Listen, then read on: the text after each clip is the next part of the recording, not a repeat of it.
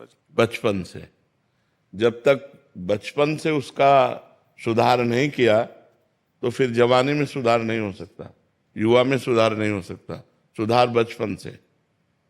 अगर बाल्यावस्था में उसके संस्कार डालो, चलो पापा के पैर छू, सबसे राधे राधे करो, चलो बैठो 10 मिनट राधा राधा बोलो, तुम्हें अभी टॉफी लाएंगे, तुम्हें अभी बाल, उसको छोटे बच्चे को राधा राधा राधा, वही बच्चा जाकर आगे भविष्य में जवान में भक्त बनेगा।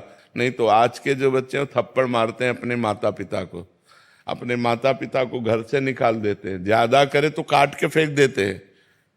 आतंक भर गया है दिमाग में दुष्टता भर गई है, क्योंकि आधुनिक पढ़ाई और आधुनिक सफलता देख देख करके वो मतलब उनकी जो बुद्धि है वो भ्रष्ट हो गई, अध्यात्म से भ्रष्ट हो गई। बहुत पुराने समय में गांव में नौटंकी होती है ना, नौटंकी में एक नाटक देखा था सुल्ताना डाकू, उसी सुल्ताना डाकू पे बनाया गया था। सुल्ताना डाकू था, बहुत बड़ा डाकू था। उसको जब फांसी की सजा मिली, अंग्रेजों का राज्य था, तो उनसे पूछा गया तुम्हारी अंतिम इच्छा क्या है? तो उन्होंने कहा हमें माँ के गले लगना है। तो उनकी माँ बुलाई गई, वो रोती हुई आई, जब गले लगी तो दांत से मुंह में नाक काट ली उसने ऐसे। तो पूछा कि क्यों, ऐसा क्यों किया? तो बोले जब मैं कक्षा 1 में था एक कलम चुरा के लाया था, तो माँ ने कहा था शाबाश बच्चा, लिखने के काम में आएगी। तो मैंने समझा अच्छा है, आज मैं सुल्ताना डाकू बना हूं तो इस माँ के कारण बना हूं। अगर ये पहली कलम में हमें थप्पड़ जमा देती तो आज मैं फांसी में न चढ़ता, मैं आज गलत कार्य में न जाता। तो बच्चे की जीवनी बनाने वाले माता पिता ही होते हैं। यदि प्रारंभ से बच्चे को पूजा में बैठालना, सतोगुणी बातें सिखाना, शास्त्र सुनाना। अच्छा, हम लोग संत क्यों बन गए? घर में भागवत होती, घर में रामायण होते, घर में संत जन आते, घर में जब देखो तो भगवत चर्चा हो रही, भोग लगा के भोजन पाना, एकदम भागवत। मोहल्ले में कहीं प्याज लहसुन नहीं आता, ऐसा पवित्र ब्राह्मणों का कुल, तो उससे संस्कार बने, अल्ले भगवान के मार्ग में हम आ गए।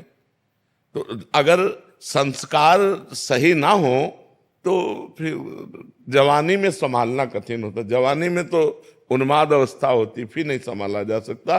बाल्यावस्था से बच्चे को संभाला जाए तो वो महान बन जाएगा। और संभालना तो गर्भ अवस्था से ही होता है। जब बच्चा गर्भ में हो, ब्रह्मचर्य से रहे, खान पान सही रखे और भगवान की चर्चा सुने तो संस्कार उस पर पड़ते हैं। जब कयाधु प्रहलाद जी की माँ गर्भवती थी, प्रहलाद जी गर्भ में थे, तो देवराजेंद्र बंदी बना कर ले जा रहे थे। तो देवर्षि नारद जी रास्ते में मिले, उन्होंने कहा इनको कहाँ ले जा रहे हो? बोले हिरण्यकश्यप का वीर है, ये दैत्य है, महान भयानक होगा, ये जब पैदा होगा तो इसे मार देंगे। तो उनका नहीं, गर्भ हत्या या बालक शिशु की हत्या ये ठीक नहीं, छोड़ो तुम इसे।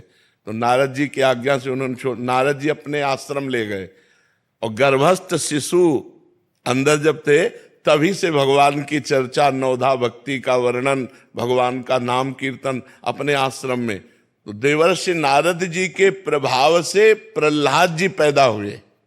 गर्भस्थ शिशु पर प्रभाव पड़ता है, जैसे चक्रव्यूह की रचना गर्भस्थ शिशु अभिमन्यु पर प्रभाव पड़ा। मां 7वें द्वार भेदन में सो गई, तो इसलिए वो 7वां भेदन करना नहीं जाने, नहीं 6 चक्रव्यूह को तोड़ना वो जान गए थे, गर्भ में ही जान गए थे। जब बालक गर्भ में हो तो ब्रह्मचर्य रहना चाहिए, खान पान शुद्ध रखना चाहिए, भागवतिक वातावरण रखना चाहिए। और जब बच्चा हो जाए तो जब तक जवान ना हो तब तक उसे अच्छे आचरणों की शिक्षा देनी चाहिए, पूजा में बैठालना चाहिए, तो एक सतोगुणी आदमी बनेगा। अब बचपन से माता पिता बालकें बुलावें, उदर भरे सोई जतन सिखावें। अच्छा, बच्चे देख रहे हैं हमारे माता पिता क्या आचरण कर रहे हैं। अब आप नशा कर रहे हो, आप गंदी बातें कर रहे हो, हंसी मजाक कर रहे हो, गाली दे रहे हो, तो वही संस्कार तुम्हारे बच्चों में पड़ रहे हैं। तो हम स्वयं सुधरें, माता पिता स्वयं सुधरें, ये सावधानी रखें